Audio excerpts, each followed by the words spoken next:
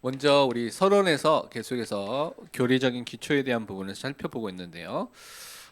공유적 속성에 대한 부분을 우리 살펴보고 있는데 오늘은 여섯 번째로 하나님의 선하심에 대한 부분들을 우리 공유적 속성에서 살펴보도록 하겠습니다. 우리가 더 많이 나눌 수 있는 하나님의 품성에 대한 부분인데요. 그 정의를 보면 이렇게 우리가 정의를 한 것을 살펴볼 수가 있습니다. 하나님은 선의 최종 기준이 되신다라고 먼저 말하고 있습니다. 그러니까 우리가 생각하는 것에 하나님께서 모든 선의 최종 마지막 기준이 되신 분이다라는 것을 먼저 기억하시고요. 그래서 하나님께서 존재하시는 그 모든 것과 하나님께서 행하시는 모든 것은 인정과 찬성받기에 합당한 것이다. 그래서 사실은 또 의미에도 나오겠지만 하나님의 존재하신 것, 행하신 것, 이 모든 것들이 또한 선이다라고 말하고 있습니다. 그래서 이 선에 대한 의미를 다시 한번 살펴보면 하나님께서 갖고 있는 그분의 성품, 그리고 그분의 성품과 일치하는 모든 것들을 인정하고 찬성하는 것, 그리고 그것이 받아지는 것이 선이다라고 말하고 있습니다. 그래서 하나님께서 행하신 이 모든 것들이 또 선이다라고 또 이야기하고 있죠. 다른 말로 선의 기준이 절대 기준이 이제 하나님이 되셔야 됩니다. 근데 우리는 이제 세상 속에 살기 때문에 여러분 세상에서 교육에서 배운 거, 사회에서 말하는 그런 선의 관념이 있는데 우리는 하나님이 선이라는 개념을 갖고 있어야 된대요. 창세기 1장 31절에 보면 마지막에 창조를 다 하신 후에 하나님께서 이렇게 말씀하셨죠. 하나님이 지으신 그 모든 것을 보시니 보시기에 심히 좋았더라. 저녁이 되고 아침이 되니 이는 여섯째 날이니라. 이 좋았더라고 되어 있는 것이 토브라는 단어 쓴데 이것이 행복이라는 복을 쓸 때도 쓰고요. 좋았다라는 쓰고 선하다라는 단어도 이렇게 여러 가지 단어 쓰고 있는데요. 이 단어를 통해서 하나님이 행하신 이 창조 사역이 선하신 창조 사역이었고 보시기에 좋은 사역이었다는 것을 우리 살펴보고 있습니다. 그래서 우리는 항상 기억할 것이 모든 선은 그럼 결국 근원과 어디로서부터 나오느냐? 하나님으로부터 이 선이 나온다는 사실을 우리는 꼭 믿고 알고 있어야 되겠습니다. 그래서 야고보서 1장 17절에는 분명히 이렇게 말씀하고 있죠. 온갖 좋은 은사와 온전한 선물이 다 위로부터 빛들의 아버지께로부터 내려오나니 그는 변함도 없으시고 회전하는 그림자도 없으시니라. 이 온갖 좋은 또 선한 은사 모든 것들은 하나님께로부터 우리에게 주어지게 된 것이죠.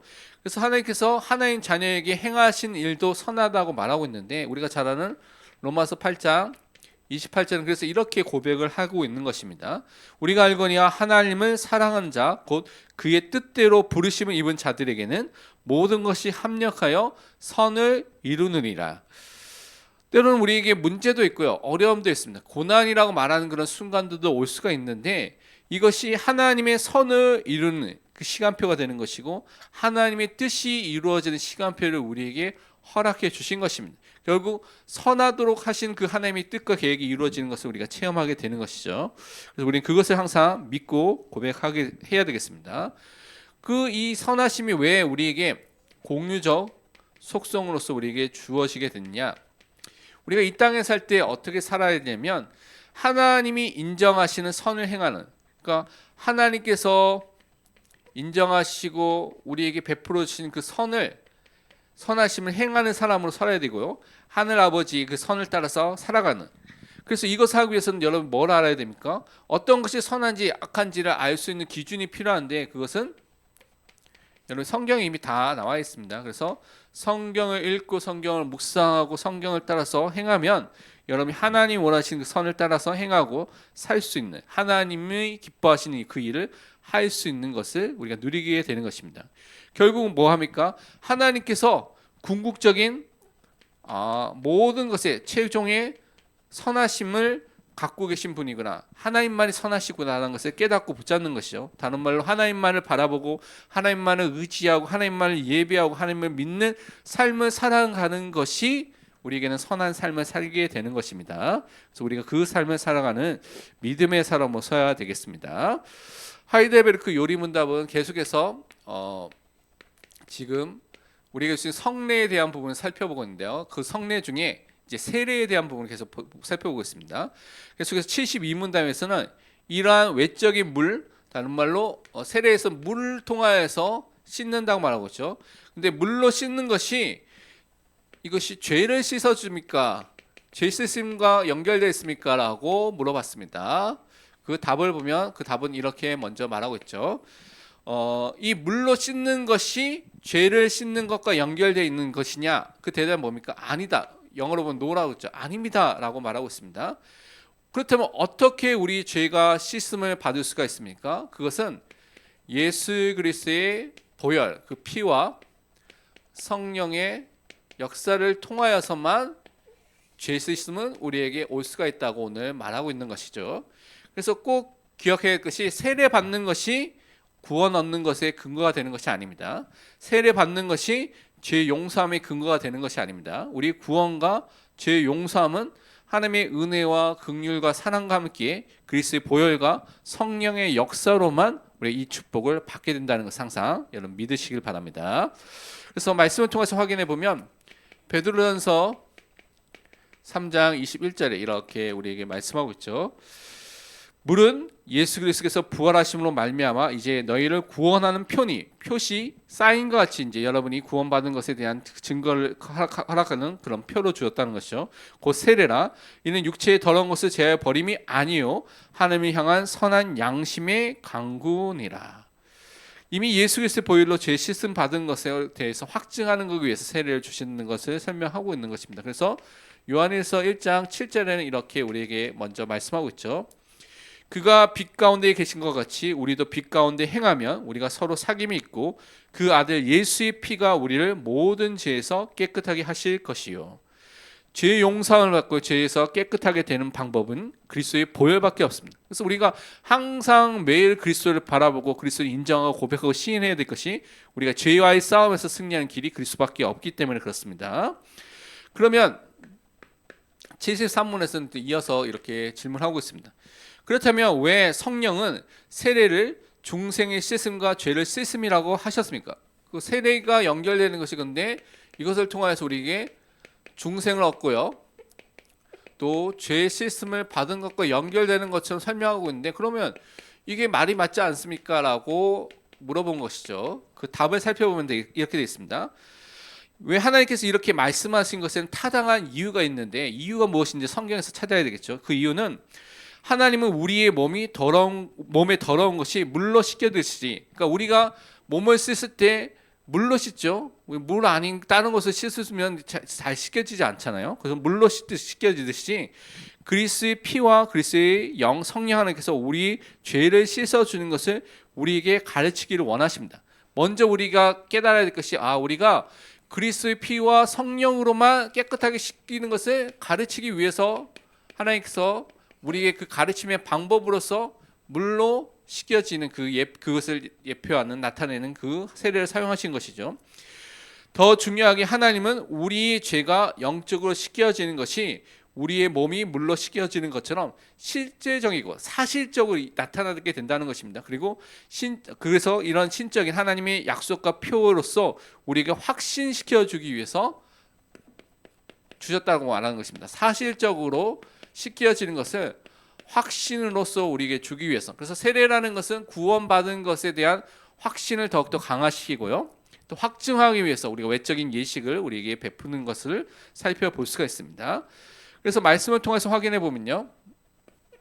고린도전서 6장 11절에는 분명히 이렇게 먼저 말씀하고 있죠. 너희 중에 이와 같은 자들이 있더니 주 예수 그리스도의 이름과 우리 하나님의 성령 안에서 씻음과 거룩함과 의롭다 하심을 받았느니라.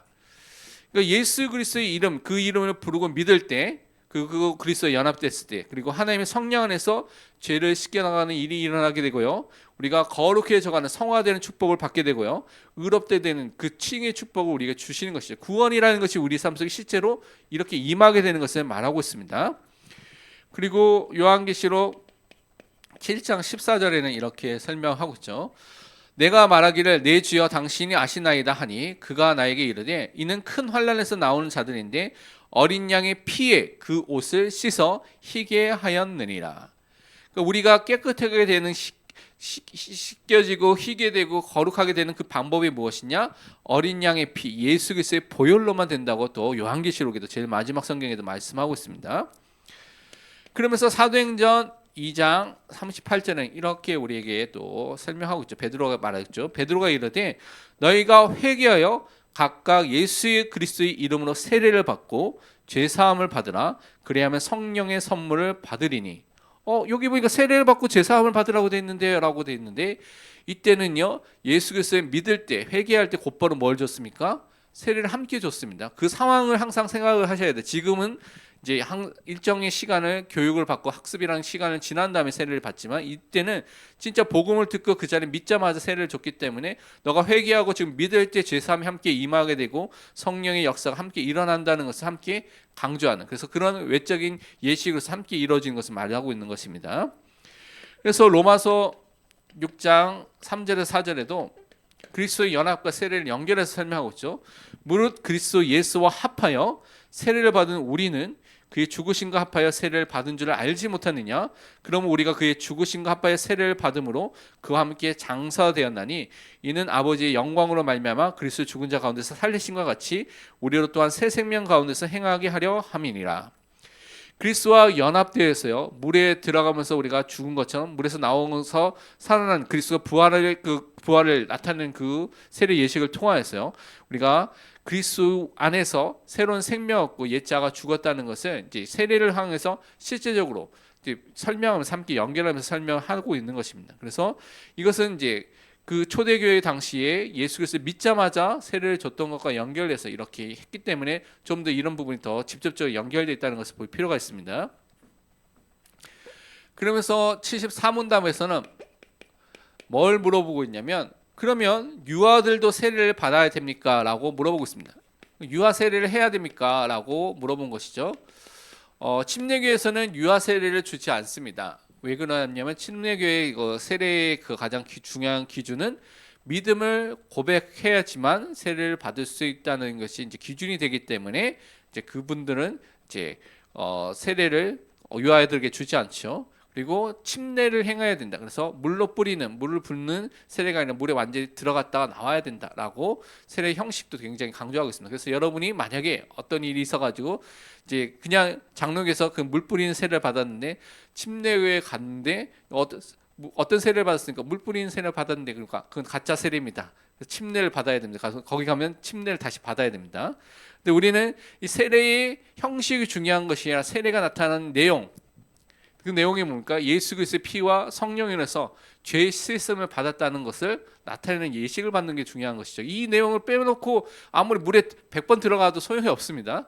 그래서 그 부분을 붙잡는 것이죠. 근데 그러면 왜 우리는 유아 세례를 줘야 됩니까? 라는 것을 실행하는 이유를 좀 잘 알 필요가 있습니다. 이것은 우리는 장로교와 또한 개혁주의 신학은 언약 신학이라는 것에 기초해서 성경을 보고 있습니다. 그래서 행위 언약과 은혜 언약을 통해서 언약이라는 관점에서 성경 전체를 보기 때문에 성경의 구약과 신약이 연속되어 있다, 연결되어 있다, 계속되고 있다는 것을 보고 있는 관점이거든요. 근데 침례교는 구약과 신약이 약간 딱 구분된, 그래서 구약의 것은 구약 거고 신약은 신약 거고 이렇게 나눠지게 보는 성경적인 관점이 있기 때문에 그렇습니다. 그래서 우리는 언약의 연속성을 강조하기 때문에 유아 세례를 우리는 그래서 줄 수 있다라고 답을 하고 있죠. 우리는 줄 수 있다, 예스라고 답을 하고 있습니다. 그 이유는 어른들과 마찬가지로 유아들도 하나님의 언약 안에 있는 하나님의 백성이다. 그래서 하나님의 언약과 하나님의 백성으로 부르심을 받은 것에 대한 것을 먼저 설명하고 있습니다. 그리고 어른들과 마찬가지로 유아들도 그리스도의 피를 통한 죄 사함과 믿음을 일으키는 성령이 약속되어 있다라고 말하고 있습니다. 이들이 죄 사함을 받기 위해서는 그리스도의 피와 성령의 역사로만 죄 사함을 받을 수 있다고 또 그것을 설명하고 있죠. 그러므로 언약의 표인 세례는 다른 말로 교회 공동체 안에서 언약 안에 공동체의 백성으로 들어오게 됐다는 표시로서 주는 세례는 유아들이 그리스도인의 교회 안에 받아들여지고 불신자들의 자녀가 구별되어지는 표지 중에 하나입니다. 그래서 그리스도인의 교회라는 공동체 안에 들어오고요. 그래서 세상과 구별되는 표시로서 또한 받게 되는 예식이 이 세례라고 설명하고 있습니다. 유아 세례고. 그래서 이것은 구약에서 할례에 의해서 시행됐는데 신약에서는 세례로 대체됐다고 설명하고 있습니다. 할례와 세례라는 것이 형식이 의식이 다른 의식 것처럼 보이지만 할례에서 세례로 대체됐지만 언약의 내용 본질은 동일한 겁니다. 그래서 할례도 언약 백성에게 행한 것이고 세례도 언약 백성 아래에 있는 후손들에게 행하는 것이죠. 그래서 유아 세례도 그렇게 주는 것입니다. 그래서 교회 공동체 안에서 이 아이들을 양육하고 키우면서 이 일을 하도록 주셨다고 말하고 있습니다. 말씀을 통해서 확인해 보면 창세기 17장 보면 할례를 행하기 전에 이렇게 말씀하셨습니다. 내가 내 언약을 나와 너 아브라함과 및 내 대대 후손 사이에 너 후손 사이에 세워서 영원한 언약을 샀고 너와 내 후손의 하나님이 되리라. 하나님께서 아브라함 너와 하나님 너의 하나님만 된다고 말한 것이 아니라 아브라함의 후손의 하나님도 된다고 분명히 말씀하셨죠. 그러니까 아브라함을 불렀을 때 아브라함의 후손까지도 언약의 백성 안에 부르신 것들에 대한 약속을 하신 것입니다. 그 다음에 이제 언약의 그 표징으로 표시로 할례를 행하라고 말씀하신 거예요. 언약 백성 안에 들어왔다는 것을 표시라는 것을. 그러면서 이사야서 44장 1절에서 3절을 이렇게 설명하고 있습니다. 나의 종 야곱 내가 택한 이스라엘아 이제 들으라. 너를 만들고 널 모태에서부터 지어낸 너를 도와줄 여호와가 이같이 말하노라. 나의 종 야곱 내가 택한 여수로나 두려워하지 말라. 나는 목마른 자에게 물을 주며 마른 땅에 시내가 흐르게 하며 나의 영을 내 자손에게 나의 복을 내 후손에게 부어주리니. 그러니까 이스라엘 백성 지금의 하나님의 백성을 부르시면서 그들을 말하면서 그것을 끝나는 것이 아니라 하나님의 영 성령을요 그 자손과 그 후손에게 복을까지 주시기는. 그래서 그 자신뿐만 아니라 그 후손에게 분명히 약속을 허락해 주신 것을 말씀하고 있죠. 그리고 우리가 잘 아는 사도행전 16장 31절을 보면 주 예수를 믿으라 그리하면 너와 내 집이 구원을 받으리라고 말하고 있습니다. 그러니까 이것은 그 간수뿐만 아니라 간수 집 안에 있는 가족들, 특히 가족들 중에서도 후손들, 자녀들까지도 구원을 받게 되는 부분에 대한 부분을 또 바울이 증거한 것을 우리는 살펴볼 수가 있는 것입니다. 그리고 사도행전 10장 47절에 보면 고넬료의 집에 있을 때 이제 고넬료의 집에 가서 베드로가 설교하고 그래서 그들이 성령이 임하게 된 이후에 이렇게 말하고 있죠. 이에 베드로가 이르되 이 사람들이 우리와 같이 성령을 받았으니 누가 능히 물로 세례 베품을 금하리요 하고 단문말로 하나님의 백성과 하나님의 백성이 아닌 것에 대한 어떤 외적인 예식의 차이가 뭐냐면 구별한 차이 중에 하나가 세례를 받았냐 안 받았냐는 것들로 표현할 수가 있는데 이제 그 전에는 할례를 행했냐 안 했냐로 구분했죠 유대인들이. 근데 이제는 그리스도인들이 세례를 받았냐 안 받았냐로 구별할 수 있는데 이 이방인 백부장인 로마인 고넬료와 그 사람들이 그 성령을 받았을 때 구원을 받았구나라는 것을 베드로가 깨닫고 그들에게 세례를 베푸면서 그들이 구별된 하나님 백성으로서 구별된 사람이라는 것을 말한 것을 우리가 살펴볼 수가 있습니다. 그러면서 골로새서 2장 11절부터 13절에는 그래서 이렇게 설명하고 있습니다. 또 그 안에서 너희가 손으로 하지 아니한 할례를 받았으니 곧 육의 몸을 벗는 것이요 그리스도의 할례니라. 너희가 세례로 그리스도와 함께 장사되고 또 죽은 자들 가운데서 그를 일으키신 하나님의 역사를 믿음으로 말미암아 그 안에서 함께 일으키심을 받았느니라. 또 범죄와 육체의 무할례로 죽었던 너희를 하나님이 그와 함께 살리시고 우리의 모든 죄를 사하시고. 여기서 말하는 그리스도 할례라는 것은 육신의 몸에 행하는 할례가 말하는 것이 아니라 마음에 한 할례를 이제 말하고 있는 것입니다. 그것을 나중에는 이제 세례가 대체한 것이죠. 그래서 하나님의 언약 백성으로서 이제는 그리스도와 함께 죽고 그리스도와 함께 살아나는 것을 나타내는 그 예식으로서 세례를 통해서 구원받은 것에 대한 확증을 해주신 은혜를 우리에게 설명해 주신 것입니다. 그래서 우리는 세례를 통하여서 우리가 물을 통하여서 씻겨지듯이 육신의 더러움이 씻겨지듯이 그리스도의 보혈과 성령의 역사로만 우리가 깨끗하게 진짜 사실적으로 확실하게 씻겨졌구나라는 것을 확신을 가지고 또 우리 후대들도 그 은혜 속에 들어갈 수 있도록 언약 백성 안에서 양육하고 유아세를 통해서 그들을 키우는 그 일에 우리의 방향을 맞춰야 되겠습니다. 결론으로 우리가 이번 주 구역 공과를 보면요, 홍수 심판하는 것과 거기에 대한 새 언약에 대한 부분을 좀 살펴보도록 하겠습니다. 이것이 이제 창세기 8장 20절부터 9장 17절까지 얘기를 여러분이 살펴볼 수가 있는데요. 우선은 홍수 심판한 이유가 뭡니까? 왜 하나님께서 홍수 심판을 하셔야 됩니까? 물론 그 땅에 네피림도 있었죠. 근데 하나님께서 심판한 원인에 대해서 성경에 분명히 설명하고 있습니다. 뭐라고 말했냐면 사람의 죄악이 세상에 가득함과 그의 마음으로 생각하는 모든 계획이 항상 악할 뿐임을 보시고 한탄하시고 심판하셨습니다. 그래서 이 당시에 노아 시대의 심판에 대한 이유는 사람의 죄악이 너무나 관여하고요. 그것을 통해서 마음, 생각, 영혼의 모든 것들이 악한 것임을 보고 하나님께서 이 죄악에 대한 심판으로서 홍수 심판을 주신 것입니다. 그런데 그때 하나님께서 세우신 사람이 있죠. 그 사람이 누굽니까? 노아죠. 그런데 노아는 어떤 사람입니까? 하나님께 은혜를 입은 사람이라고 말하고 있습니다. 하나님과 동행하는 사람이라고 말하고 있죠. 그래서 은혜를 입고 동행했기 때문에 하나님이 보시기에 의인이고 완전한 자라고 말하고 있습니다. 하나님이 은혜가 임했기 때문에 그렇게 볼 수가 있는 거죠. 그가 무엇을 했기 때문에 그렇게 된 것이 아닙니다. 그래서 이 축복을 주셨죠. 근데 이 노아가 어떻게 이 시대 속에서 승리하게 됐냐? 하나님께서 만들라는 그 방주, 다른 말 지금으로 보면 우리가 예수 그리스도의 예표하는 것이라고 할 수 있죠. 이 방주 안에 들어가서 그는 구원을 맛보게 되고 살아나게 된 것을 우리는 체험하게 된 것을 알고 있습니다.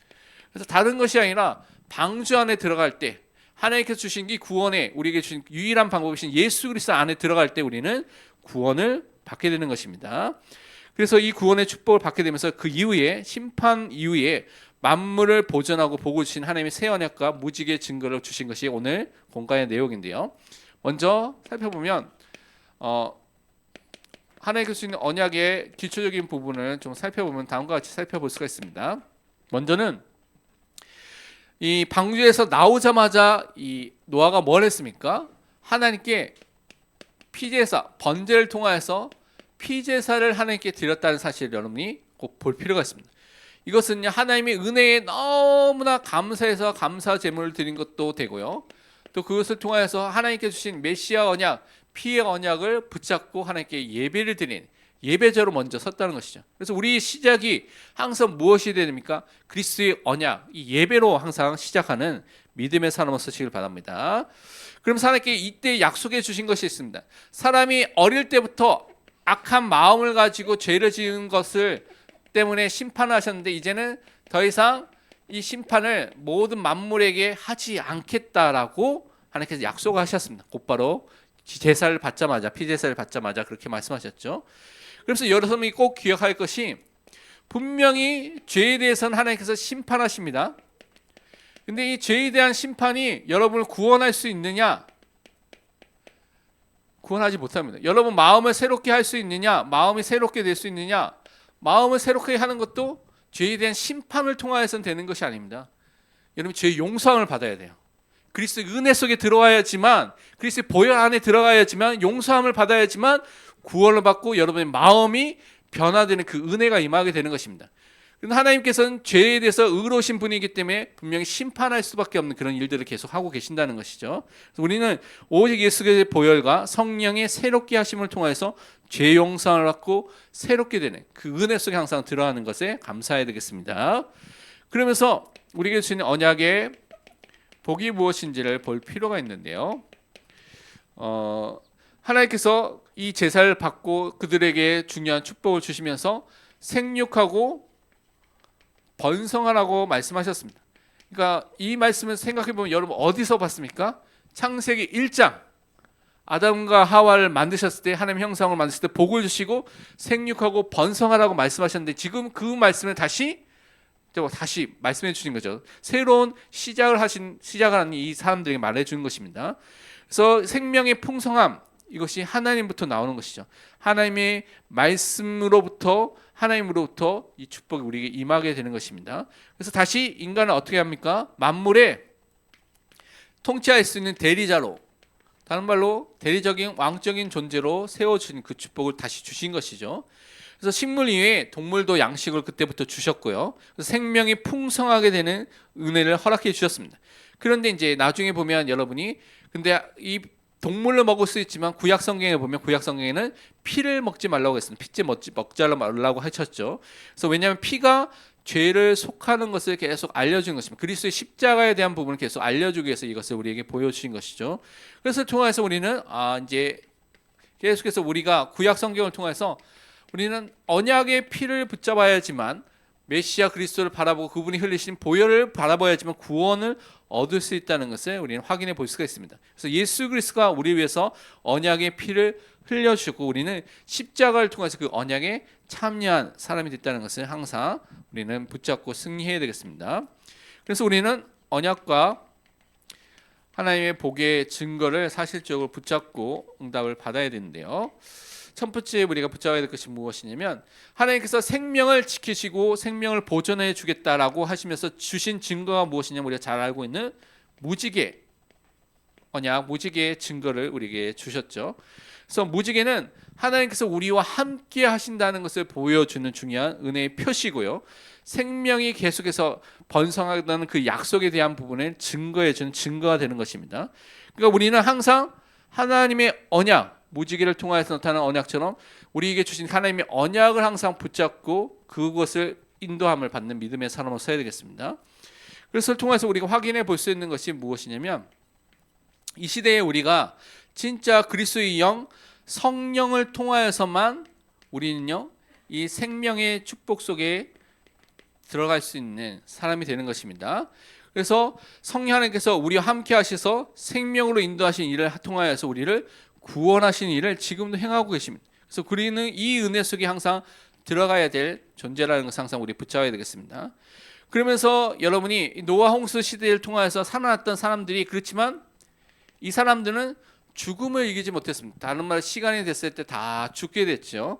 그래서 홍수 심판은 피했지만 결국은 육신적인 죽음의 시간표가 반드시 오게 된 것을 볼 수가 있습니다. 그럼 인간으로는 결국은 이 죽음이란 시간표가 오고 그 이후에 또 사람들이 남아있는 것을 보여준 것이죠. 근데 이것을 통해서 우리는 또 확인해 볼 것이 앞으로 오실 메시아는 이 죽음을 이기신 예수 그리스도 부활하신 예수 그리스도를 통해서 죽음을 이기신 것을 통하여서 우리에게 이제는 이 생명이 그냥 이 땅에서 그냥 생명으로 끝나는 것이 아니라 예수 그리스도를 통하여서 영원한 생명, 영생이라는 축복을 우리에게 주신다는 것을 우리는 언약으로 좀 붙잡아야 되겠습니다. 그래서 영원한 생명의 약속은 오직 예수 그리스도 안에 있습니다.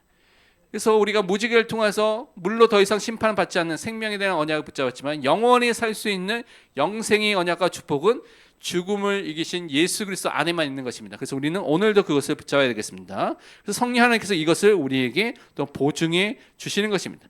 그래서 우리는 이 땅에 살 때 참 소망과 천국에 대한 하나님 나라에 대한 참 소망과 하나님 믿는 믿음을 통해서 모든 것을 이기는 믿음의 사람으로 서야 되겠습니다. 그래서 우리 앞에 더 이상 심판이 있는 것이 아니라 하나님이 주신 축복이 남아있는 것을 믿고 승리하는 축복의 사람이 되시길 축원드립니다. 함께 기도하도록 하겠습니다. 우리 하나님의 선하심이 우리의 선하심으로 나타나고 그 선하심을 따라서 우리가 하나님의 일을 감당할 수 있는 사람이 될 수 있도록 또한 세례를 통하여서 우리가 그리스도의 보혈과 성령의 역사 속에서 씻음을 받은 것을 확신하는 사람이 될 수 있도록 또한 홍수 시판의 새 언약을 통해서 우리에게 주신 언약과 하나님께 주신 구원의 증거를 사실적으로 누리고 그 축복 속에서 승리할 수 있도록 함께 말씀 붙잡고 기도하고 제가 마치는 기도하도록 하겠습니다. 기도하겠습니다.